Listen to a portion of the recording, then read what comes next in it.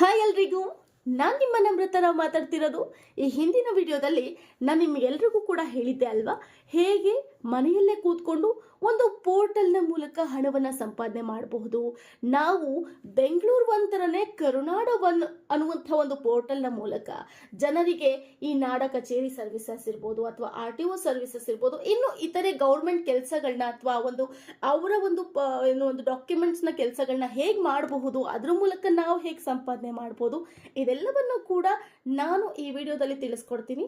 So ಮೊದಲನೇದಾಗಿ ಏನಿದು ಕರುನಾಡು one ಅಂತ ನೀವು ತಿಳ್ಕೊಳ್ಬೇಕಂದ್ರೆ ಗೂಗಲ್ಗೆ ಹೋಗಿ karunadu1.com ಅಂತ ಸರ್ಚ್ ಮಾಡಿದ್ರೆ ನಿಮಗೆ ಒಂದು ಬ್ಯೂಟಿಫುಲ್ ಆಗಿರೋ ಇಲ್ಲಿ ಕಾಣಿಸ್ತಿದೆಯಲ್ಲ, ಈ ಒಂದು ವೆಬ್ಸೈಟ್ ಓಪನ್ ಆಗುತ್ತೆ. ನೀವು ನೋಡ್ತಾ ಇರಬಹುದು, ಕರ್ನಾಟಕ ಮ್ಯಾಪ್ ಇದೆ, ಅದರೊಳಗಡೆ ಡಿಸ್ಟಿಕ್ಗಳ ನೇಮ್ ಇದೆ, ಜೊತೆಗೆ ಅವರು ಕೊಡುವಂತಹ ಒಂದಷ್ಟು ಸರ್ವಿಸ್ಗಳ ಹೆಸರನ್ನು ಕೂಡ ಎಷ್ಟು ಚೆನ್ನಾಗಿ ಅವರು ಡಿಸ್ಪ್ಲೇ ಮಾಡಿದಾರಲ್ವಾ. ಸೊ ಈ ವೆಬ್ಸೈಟಲ್ಲಿ ನಿಮಗೆ ಅವರ ಒಂದು ಸರ್ವಿಸಸ್ ಏನಿದೆ ಅದೆಲ್ಲ ಕೂಡ ಇಲ್ಲಿ ತಿಳ್ಕೊಳ್ಬಹುದು. ನಾಡ ಕಚೇರಿ service, document government services, RTO services, ಮತ್ತು agriculture services, survey document services, ಹೀಗೆ ಹತ್ತಾರಲ್ಲ ನೂರಾರು ಸರ್ವಿಸ್ಗಳನ್ನು ಈ ಒಂದು ವೆಬ್ಸೈಟ್ ಅಥವಾ ಒಂದು ಪೋರ್ಟಲ್ನ ಮೂಲಕ ನೀವು ಜನರಿಗೆ ಒದಗಿಸಬಹುದು. ಅದರಿಂದ ನೀವು ಇಂತಿಷ್ಟು ಹಣವನ್ನು ನೀವು ಮನೆಯಲ್ಲೇ ಕೂತು ಸಂಪಾದನೆ ಮಾಡ್ಬೋದು. ಇದರಿಂದ ಜನರಿಗೂ ಕೂಡ ಸಹಾಯ ಆಗುತ್ತೆ. ಯಾಕಂತಂದರೆ ಎಷ್ಟೋ ಜನ ಬೆಂಗಳೂರು ಕಚೇರಿಗಳಿಗೆ ಅಲಿಯೋಕ್ಕಾಗಲ್ಲ, ಗೌರ್ಮೆಂಟ್ ಕಚೇರಿಗಳಿಗೆ ಅಲಿಯೋಕ್ಕಾಗಲ್ಲ, ಸೈಬರ್ ಸೆಂಟರ್ಗಳಿಗೂ ಕೂಡ ಹೋಗೋಕ್ಕಾಗಲ್ಲ. ಮನೆಯಲ್ಲೇ ಕೂತ್ಕೊಂಡು ಅವರು ಒಂದು ವೆಬ್ಸೈಟ್ನ ಮೂಲಕ ತಮ್ಮ ಒಂದು ಕೆಲಸಗಳನ್ನ ಮಾಡ್ಕೊಳ್ಬಹುದು. ಸೊ ಅದಕ್ಕಾಗಿ ಈ ಒಂದು ಕರುನಾಡು ಒನ್ ಸರ್ವಿಸಸ್ ಏನಿದೆಯಲ್ಲ, ಈ ಒಂದು ವೆಬ್ಸೈಟ್ ಮತ್ತು ಪೋರ್ಟಲ್, ಇದು ಜನರಿಗೆ ಸಹಾಯ ಮಾಡುತ್ತೆ, ಆಯಿತಾ. ಸೊ ಜನರಿಗೆ ಸಹಾಯ ಮಾಡೋದ್ರಿಂದ ಅವರು ಇಲ್ಲಿ ತಮ್ಮ ಒಂದು ಕೆಲಸವನ್ನು ಮಾಡಿಕೊಂಡು ಇಂತಿಷ್ಟು ಫೀಸ್ ಅಂತ ಕೊಡ್ತಾರೆ, ಅದನ್ನು ನೀವು ನಿಮ್ಮ ಒಂದು ಸಂಪಾದನೆಯಾಗಿ ಅರ್ನ್ ಮಾಡ್ಬೋದು. ಸೊ ಇದು ಒಂದು ಬೆಸ್ಟ್ ಆಪರ್ಚುನಿಟಿ ಅಲ್ವಾ. ಇದಕ್ಕೆ ನೀವು ಓದಿರಲೇಬೇಕು ಅಂತ ಏನಿಲ್ಲ ಅಲ್ಲ. ಬಟ್ ಇನ್ನು ನಿಮಗೆ ಈ ಒಂದು ಪೋರ್ಟಲ್ನ ಅಥವಾ ಈ ಒಂದು ಪೋರ್ಟಲ್ನ ಮೂಲಕ ಹಣವನ್ನು ಸಂಪಾದನೆ ಮಾಡೋದನ್ನ ನೀವು ಕಲಿಬೇಕು ಅಂತಂದರೆ ಚಿಂತೆನೆ ಮಾಡಬೇಡಿ. ನಿಮಗೆ ಕರುನಾಡು ಒನ್ ಟೀಮ್ ಏನಿದ್ದಾರೆ ಅವರು ಕಂಪ್ಲೀಟ್ ಆಗಿ ಡೇ ಆ್ಯಂಡ್ ನೈಟ್ ನಿಮಗೆ ಸಪೋರ್ಟ್ ಮಾಡ್ತಾರೆ. ನಿಮಗೆ ಮೊದಲೇ ಎಲ್ಲವನ್ನು ಕೂಡ ತಿಳಿಸಿ ಹೇಳ್ತಾರೆ, ನೀವು ಏನೇನು ಮಾಡಬೇಕು ಈ ವೆಬ್ಸೈಟ್ನ ಮೂಲಕ ಅನ್ನೋದನ್ನ ಅವರು ನಿಮಗೆ ಇಂಚಿಂಚು ಮಾಹಿತಿಯನ್ನು ಕೂಡ ಕೊಡ್ತಾರೆ. ಸೊ ಇದಕ್ಕೆ ನೀವು ಏನು ಮಾಡಬೇಕು, ಹಾಗಾದರೆ ಬರೀ ಈ ವೆಬ್ಸೈಟ್ನ ನೋಡೋದ್ರಿಂದ ಕೆಲಸ ಆಗ್ಬಿಡುತ್ತಾ? ಚಾನ್ಸೇ ಇಲ್ಲ. ಅದಕ್ಕೆ ಅಂತ ನಿಮಗೂ ಕೂಡ ಒಂದು ಪೋರ್ಟಲ್ ಬೇಕಲ್ವಾ. ಸೊ ಆ ಪೋರ್ಟಲ್ನ ಒದಗಿಸ್ತಾರೆ. ಅದು ಹೇಗೆ ಅನ್ನೋದನ್ನ ನಾನು ಹೇಳ್ತೀನಿ ಲಾಸ್ಟಲ್ಲಿ. ಆದರೆ ಅದಕ್ಕೂ ಮುನ್ನ ಆ ಒಂದು ಪೋರ್ಟಲ್ನ ಮೂಲಕ ನೀವು ಹೇಗೆ ರಿಜಿಸ್ಟರ್ ಆಗಬೇಕು, ನೀವು ಅಲ್ಲಿ ಒಂದು ರಿಜಿಸ್ಟರ್ ಆಗಿ ಪ್ಲಸ್ ನೀವು ಬ್ಯಾಕ್ ಎಂಡ್ನ ಸಪೋರ್ಟ್ ಹೇಗೆ ಪಡಿಬೇಕು ಅನ್ನೋದನ್ನು ನಾನು ನಿಮಗೆ ಈಗ ತೋರಿಸ್ತಾ ಹೋಗ್ತೀನಿ.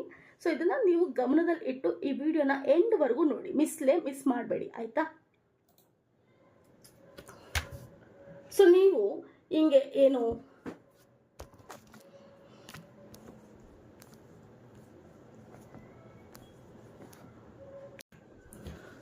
ನೀವು ಗೂಗಲಲ್ಲಿ app.karunadu1.com ಅಂತ ನೀವೇನಾದರೂ ಇಲ್ಲಿ ಸರ್ಚ್ ಮಾಡಿದ್ರೆ ನಿಮಗೆ ಈ ರೀತಿಯಾಗಿ ಕರ್ನಾಟಕ ಜನಸ್ನೇಹಿ ಕೇಂದ್ರ 1 ಅಂತ ನಿಮಗೆ ಒಂದು ಪೋರ್ಟಲ್ ಓಪನ್ ಆಗುತ್ತೆ.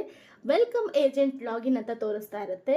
ಯೂಸರ್ ನೇಮ್, ಪಾಸ್ವರ್ಡ್, ಅಂದರೆ ಈ ಹಿಂದೆ ಆಲ್ರೆಡಿ ರಿಜಿಸ್ಟರ್ ಆಗಿರೋರ ಒಂದು ಯೂಸರ್ ನೇಮು. ಸೊ ನೀವು ಹೊಸಬರಾಗಿರುವಂತಹದ್ದು, ಸೊ ಹೊಸದಾಗಿ ರಿಜಿಸ್ಟರ್ ಆಗ್ತಾ ಇರೋದಕ್ಕಂತ ನೋ ಅಕೌಂಟ್ ರಿಜಿಸ್ಟರ್ ಏಜೆಂಟ್ ಅಂತ ಇದೆಯಲ್ವಾ.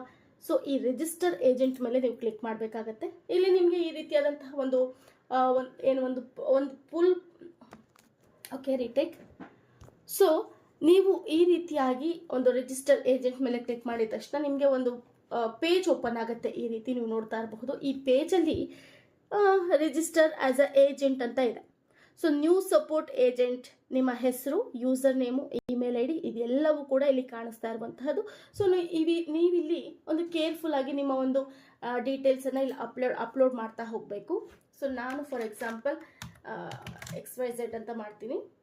ಇಲ್ಲಿ ನೀವು ಯಾರ್ದು ಬೇಕಾದ್ರೂ ನಂಬರ್ ಹಾಕ್ಬೋದು, ಫೋನ್ ನಂಬರ್, ಅಂದರೆ ನಿಮ್ಮ ಒಂದು ಫೋನ್ ನಂಬರ್ ಹಾಕಬೇಕಾಗತ್ತೆ, ನಿಮ್ಮ ಒಂದು ರಿಜಿಸ್ಟರ್ ಫೋನ್ ನಂಬರ್ ಹಾಕಬೇಕಾಗತ್ತೆ. ಸೊ ನಾನು ಇಲ್ಲಿ ಸುಮ್ಮನೆ ನಿಮಗೆ ಡಮ್ಮಿ ತೋರಿಸ್ತಿರೋದ್ರಿಂದ ಜಸ್ಟ್ ಒಂದು ಡಮ್ಮಿ ನಂಬರ್ಸ್ ಹಾಕ್ತಾ ಇದ್ದೀನಿ.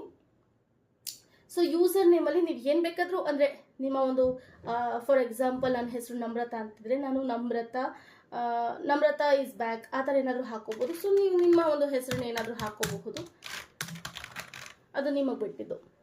ಸೊ ಇಲ್ಲಿ ಸೆಂಟರ್ ನೇಮ್ ಅಂತ ಇರುತ್ತೆ, ಅಂದರೆ ಬ್ರಾಂಚ್ ನೇಮು. ಸೊ ನೀವು ಈ ಬ್ರಾಂಚ್ನ ಎಲ್ಲಿಂದ ತಗೊಳ್ತಾ ಇದ್ದೀರಾ, ಫಾರ್ ಎಕ್ಸಾಂಪಲ್ ತುಮಕೂರ, ಕುಣಿಗಲ್ಲ, ಕೊರಟಗೆರೆನ, ಹೀಗೆ ಒಂದು ಬ್ರಾಂಚ್ ನೇಮನ್ನು ಹಾಕೊಳ್ಳೋದು, ಅಥವಾ ನೀವು ಎಲ್ಲಿ ಸೆಟಪ್ ಮಾಡ್ತಾ ಇದ್ದೀರಾ ಆ ಒಂದು ಬ್ರಾಂಚ್ ನೇಮ್ ಇಲ್ಲಿ ಹಾಕೊಳ್ಳುವಂತಹದ್ದು. ಸೊ ಅದಾದ ನಂತರದಲ್ಲಿ ನೀವು ನಿಮ್ಮ ಒಂದು ಇಮೇಲ್ ಅಡ್ರೆಸ್ಸನ್ನು ಇಲ್ಲಿ ಹಾಕಬೇಕಾಗತ್ತೆ ನಿಮ್ಮದು. ಅಂದರೆ ನೀವು ಯಾವ ಒಂದು ಇಮೇಲ್ ಅಡ್ರೆಸ್ ಮೂಲಕ ನಿಮ್ಮ ಒಂದು ಪ್ರೊಫೆಷನಲ್ ಯೂಸ್ಗೆ ಅಂತ ಇಟ್ಕೊಂಡಿರುವಂತಹ ಒಂದು ಇಮೇಲ್ ಐ ಡಿಯನ್ನು ಹಾಕಬೇಕಾಗತ್ತೆ ಇಲ್ಲಿ. ಮತ್ತು ನಿಮ್ಮ ಅಡ್ರೆಸ್, ನಿಮ್ಮ ಮನೆಯಲ್ಲಿ ಯಾವ ಒಂದು ಏರಿಯಾ, ಕಂಪ್ಲೀಟ್ವಾದಂತಹ ಒಂದು ಅಡ್ರೆಸ್ಸನ್ನು ಹಾಕಬೇಕಾಗತ್ತೆ. ಅಥವಾ ನಿಮ್ಮ ಒಂದು ನೀವು ಸೈಬರ್ ಸೆಂಟರ್ನ ಇಟ್ಟು ಆ ಸೈಬರ್ ಸೆಂಟರಲ್ಲಿ ನೀವೇನಾದರೂ ಈ ರೀತಿಯಾಗಿ ಒಂದು ಪೋರ್ಟಲ್ನ ಸೆಟಪ್ ಮಾಡ್ಕೊಳ್ಬೇಕು ಅಂತಿದ್ರೆ ಆ ಒಂದು ಸೈಬರ್ ಸೆಂಟರ್ನ ಒಂದು ಅಡ್ರೆಸ್ ಕೂಡ ಹಾಕ್ಬೋದಾಗುತ್ತೆ. ಮತ್ತು ಲೊಕ್ಯಾಲಿಟಿ ಅಥವಾ neighbourhood, locality in the sense ನೀವು ಯಾವ ಏರಿಯಾ, ಬೆಂಗಳೂರ, ತುಮಕೂರ, ಕೊರಟಗೆರೆನ, ಯಾವ ಏರಿಯಾ ಆ ಒಂದು ಲೊಕ್ಯಾಲಿಟಿನ ಹಾಕಬೇಕಾಗತ್ತೆ. ಅದಾದ ನಂತರದಲ್ಲಿ ಇಲ್ಲಿ ಸ್ಟೇಟ್ ಕಾಣಿಸ್ತಿದೆಯಲ್ಲ, ಸ್ಟೇಟಲ್ಲಿ ಕರ್ನಾಟಕನ ಅಥವಾ ಯಾವುದು ಅಂತ ನೀವು ಹಾಕ್ಬೋದು. ಇಲ್ಲಿ ಕರ್ನಾಟಕ ಅಂತ ಹಾಕ್ತೀನಿ ನಾನು. ಮತ್ತು ಸೆಲೆಕ್ಟ್ ಸ್ಟೇಟ್ ಫಸ್ಟ್ ಅಂತ ಇಲ್ಲಿದೆ. ಸೊ ಇಲ್ಲಿ ನಿಮ್ಮ ಒಂದು ಡಿಸ್ಟಿಕ್ ಅಂತ ಏನಿರುತ್ತೆ, ನೀವು ಯಾವ ಒಂದು ಡಿಸ್ಟಿಕ್ ಅವರು, ಬೆಂಗಳೂರ, ಮೈಸೂರ, ಶಿವಮೊಗ್ಗದವರ, ಆ ಒಂದು ಡಿಸ್ಟಿಕ್ ನೇಮನ್ನು ಇಲ್ಲಿ ಹಾಕಿ. ಅದಾದ ನಂತರದಲ್ಲಿ ಪಿನ್ ಕೋಡ್. ಸೊ ಪಿನ್ ಕೋಡು ನಿಮ್ಮ ಒಂದು ಏರಿಯಾದ ಪಿನ್ ಕೋಡ್ ಯಾವುದು ಅದನ್ನು ನೀವು ಇಲ್ಲಿ ಹಾಕಿ. ಹಾಗೆ ನಿಮ್ಮ ಒಂದು ಊರಿನ ಹೆಸರನ್ನ ಈ ವಿಲೇಜ್ ಅನ್ನುವಂತಹ ಒಂದು ಕಾಲಮ್ನಲ್ಲಿ ಫಿಲ್ ಮಾಡಿ. ಅದಾದ ನಂತರದಲ್ಲಿ ಇಲ್ಲಿ ನಿಮಗೆ ತಾಲೂಕು ಅಂತ ಕಾಣಿಸ್ತಿರುತ್ತೆ, ಆ ತಾಲೂಕಲ್ಲಿ ನೀವು ಯಾವ ತಾಲೂಕವರು ಅನ್ನುವಂಥದ್ದನ್ನ ಮೆನ್ಷನ್ ಮಾಡಿ. ಆ ಒಂದು ತಾಲೂಕನ್ನ ಇಲ್ಲಿ ಹಾಕಿ, ನೆಲಮಂಗಲದವರ ಅಥವಾ ರಾಯಚೂರವರ, ಆ ರೀತಿಯಾದಂತಹ ಒಂದು ತಾಲೂಕು ಏನಿರುತ್ತೆ ಅದನ್ನು ಹಾಕಿ. ಅದಾದ ನಂತರದಲ್ಲಿ ಒಂದು ಲ್ಯಾಂಡ್ ಮಾರ್ಕ್, ಅಂದರೆ ನಿಮ್ಮ ಮನೆ ಅಥವಾ ನಿಮ್ಮ ಆಫೀಸ್ಗೆ ಹತ್ತಿರದಲ್ಲಿ ಅಥವಾ ಜನರಿಗೆ ಬೇಗ ಕ್ಯಾಚ್ ಆಗುವಂತಹ ಒಂದು ಲ್ಯಾಂಡ್ ಮಾರ್ಕ್ ಯಾವುದು, ಪಾರ್ಕ್ ಇದೆಯಾ ನಿಯರಲ್ಲಿ, ಮನೆ ಇದೆಯಾ, ಯಾವ್ದಾದ್ರು ದೊಡ್ಡ ಬಿಲ್ಡಿಂಗ್ ಇದೆಯಾ, ಕಾಂಪ್ಲೆಕ್ಸ್ ಇದೆಯಾ, ಅಥವಾ ಯಾವ್ದಾದ್ರು ಸ್ಟ್ಯಾಚ್ಯೂ ಇದೆಯಾ, ಈ ಥರ ಲ್ಯಾಂಡ್ ಮಾರ್ಕ್ಗಳನ್ನ ಹಾಕಿದ್ರೆ ನೀಟಾಗಿ ಗೊತ್ತಾಗುತ್ತೆ. ಅದಾದ ನಂತರದಲ್ಲಿ ನಿಮ್ಮ ಒಂದು ಡಾಕ್ಯುಮೆಂಟ್ಸ್ ಏನಿರುತ್ತೆ ಆ ಡಾಕ್ಯುಮೆಂಟ್ಸ್ನ ಇಲ್ಲಿ ನೀವು ಅಪ್ಲೋಡ್ ಮಾಡಬೇಕಾಗತ್ತೆ. ಅಪ್ಲೋಡ್ ಮಾಡಿದಂಥ ಸಂದರ್ಭದಲ್ಲಿ ಇಲ್ಲಿ ರಿಜಿಸ್ಟರ್ ಏಜೆಂಟ್ ಅಂತ ಕಾಣಿಸ್ತಿದೆಯಲ್ಲ, ಈ ರಿಜಿಸ್ಟರ್ ಏಜೆಂಟ್ ಮೇಲೆ ನೀವು ಕ್ಲಿಕ್ ಮಾಡಿದ್ರೆ ನಿಮಗೆ ಒಂದು ಲಾಗಿನ್ ಏಜೆಂಟ್ ಅಥವಾ ಒಂದು ಈ ರಿಜಿಸ್ಟರ್ ಏಜೆಂಟ್ ಅನ್ನುವಂಥ ಒಂದು ಪೇಜ್ ಓಪನ್ ಆಗುತ್ತೆ. ಅದಾದ ನಂತರದಲ್ಲಿ ನಿಮಗೆ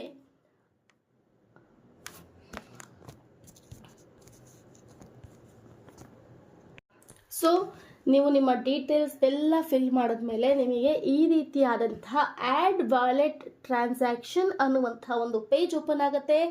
ಸೊ ಈ ಪೇಜ್ ಓಪನ್ ಆದಮೇಲೆ ನಿಮಗೆ ಮೇಲ್ ಕಾಣಿಸ್ತಿರಬಹುದು ರೀಚಾರ್ಜ್ ಅಮೌಂಟ್ 199 ಅಂತ. ಅದು ಈ ಪೋರ್ಟಲ್ಗೆ ನೀವು ಅಂದರೆ ಅಪ್ಲಿಕೇಶನ್ ಫೀಸ್ ಅಂತ ಚಾರ್ಜ್ ಮಾಡ್ತಾರೆ. ಈ ಅಪ್ಲಿಕೇಶನ್ ಫೀಸ್ಗೆ 199 ರುಪೀಸನ್ನು ನೀವು ಪೇ ಮಾಡಬೇಕಾಗತ್ತೆ. ಅದನ್ನು ನಿಮಗೆ ಪಕ್ಕದಲ್ಲಿ ಕಾಣಿಸ್ತಿರುವಂತಹ ಏನು ಸ್ಕ್ಯಾನರ್ ಇದೆ ನೋಡಿ, ಆ ಸ್ಕ್ಯಾನರ್ನ ನೀವು ಸ್ಕ್ಯಾನ್ ಮಾಡುವಂತಹ ಮೂಲಕ UPI ಪೇಮೆಂಟನ್ನು ಮಾಡಬಹುದು, ಅಥವಾ ಏನು ನೆಟ್ ಬ್ಯಾಂಕಿಂಗ್ ಆಪ್ಷನ್ಸ್ ಕೂಡ ಇರುತ್ತೆ.